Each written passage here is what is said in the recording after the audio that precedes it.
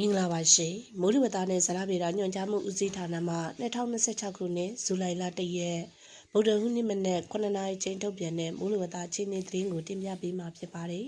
။ဘင်္ဂလားပင်လယ်အော်အခြေအနေကတော့ကပလီပင်လယ်ပြင်နဲ့ဘင်္ဂလားပင်လယ်အော်တို့မှာ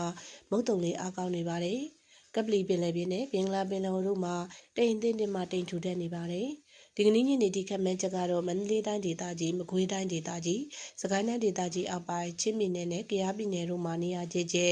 နေပြည်တော်နဲ့ရှမ်းပြည်နယ်မြောက်ပိုင်းတို့မှာနေရာစစ်စိမ့်နဲ့ကြံတိုင်းဒေသကြီးနဲ့ပြည်နယ်တို့မှာနေရာနှံ့ပြမိုးထစ်ချုံရွာပြီးရခိုင်ပြည်နယ်မှာဒေသအလိုက်နဲ့ရန်ကုန်တိုင်းဒေသကြီးပဲခူးတိုင်းဒေသကြီးမကွေးတိုင်းဒေသကြီးစကိုင်းတိုင်းဒေသကြီးအထက်ပိုင်းအေရဝတီတိုင်းဒေသကြီးတနင်္သာရီတိုင်းဒေသကြီးမွန်ပြည်နယ်နဲ့ရှမ်းပြည်နယ်တို့မှာနေရာကွက်ရွေမိုးကြီးနိုင်ပါတယ်။ရွာရန်ရာနှုန်းပြည့်ဖြစ်ပါတယ်။မိုးတိမ်တောင်ဖြစ်ပေါ်မှုအခြေအနေကတော့ရန်ကုန်တိုင်းဒေသကြီးပဲခူးတိုင်းဒေသကြီးစကိုင်းတိုင်းဒေသကြီးထပ်ပိုင်းအေရဝတီတိုင်းဒေသကြီးချင်းပြည်နယ်နဲ့ရှမ်းပြည်နယ်တို့မှာမိုးတိမ်တောင်များဖြစ်ထွန်းလျက်ရှိပြီးအဆိုပါမိုးတိမ်တောင်များရွေ့လျားရာနေရာတစ်လျှောက်မှာမိုးရွာသွန်းခြင်းနဲ့အတူလေပြင်းတိုက်ခတ်ခြင်းမိုးထစ်ချုံခြင်းမိုးကြိုးပစ်ခြင်းလျှက်စီးလက်ခြင်းနဲ့မိုးသီးကြွေခြင်းစတဲ့မိုးလေဝသဖြစ်စဉ်များဖြစ်ပေါ်နိုင်မှာတစ်ဖြစ်ကြိုတင်သတိပြုနိုင်မှာရဲ့အကြံပြုအပ်ပါတယ်မြမပင်လယ်ပြင်မှာမြမကမ်းရိုးတန်းတစ်လျှောက်နဲ့ကမ်းလွန်ပင်လယ်ပြင်တို့မှာတခါတရံမိုးသက်လေပြင်းများကျရောက်ပြီးလှိုင်းအသင်းတွေမှာလှိုင်းကြီးနိုင်ပါတယ်။မိုးသက်လေပြင်းကျစဉ်ရေပြင်မြေပြင်တွေဟာတနအီကို